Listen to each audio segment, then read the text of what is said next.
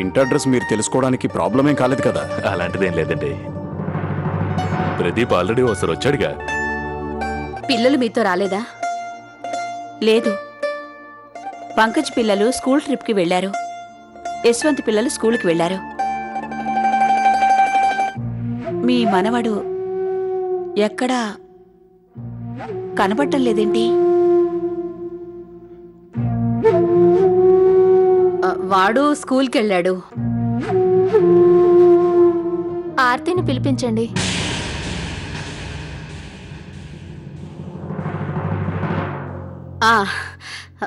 అమ్మ మాన్సి, ఆర్తిని తీసుకురా. ఇప్పుడే తీసుకొస్తాను.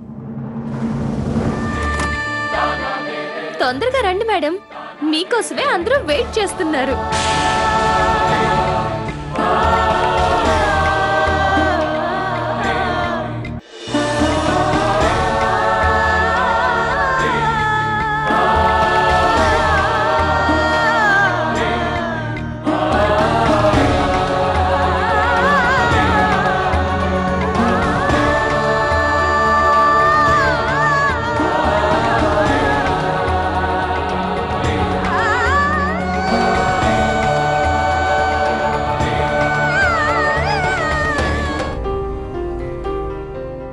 కూర్చోవడానికి కూడా ఇబ్బంది పడుతున్నాడు.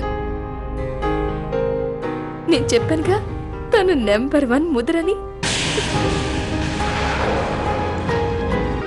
మా ఆర్తి, అమ్మ ఆర్తి, ఆయన నీ కాబోయే మావయ్య గారు.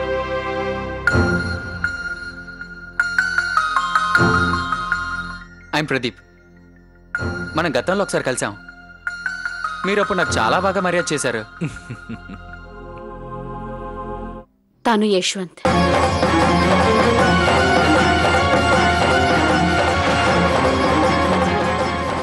ఆర్తి, ఇలా రా, ఇక్కడ కూర్చో.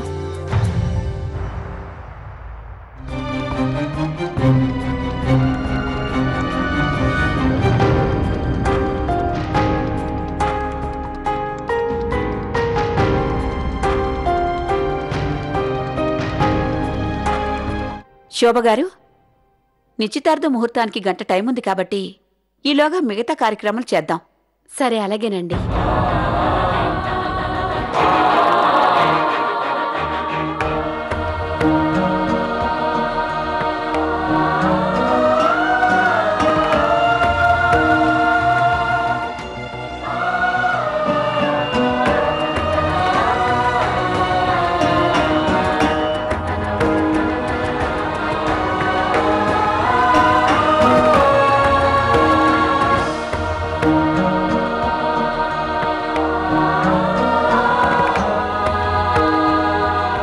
చాలా అందంగా ఉన్నావు. మా కుటుంబంలోకి నీకు స్వాగతం చెప్తున్నాను ఆర్తి.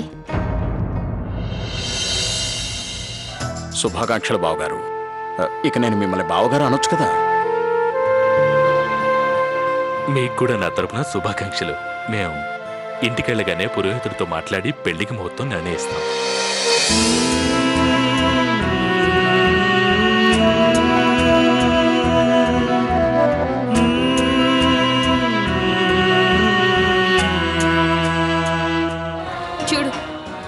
తనంతా మర్చిపోయి ఎంత హ్యాపీగా ఉన్నాడు. కానీ నువ్వు మాత్రం నీ ప్రపంచం నుంచి ఎప్పుడు బయటకు రావు. ఇప్పటికైనా నవ్వవే డియర్ ఆర్తి. ఈరోజు నీ నిశ్చితార్థం. నిన్ను ఉరి తీయడానికి ఏం తీసుకెళ్ళట్లేదు.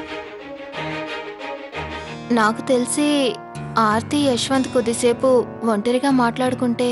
వద్దు, ఆ అవసరం లేదు. లేదు, విధి చెప్పింది నిజమే. యశ్వంత్ ఆర్తిలు ఒకరితో ఒకరు మాట్లాడుకోవాల్సిందే. శోభగారు, చెప్పండి. మీకేమీ అభ్యంతరం లేకపోతే యశ్వంత్ ఆర్తితో కొంచెం సేపు ఒంటరిగా మాట్లాడచ్చా?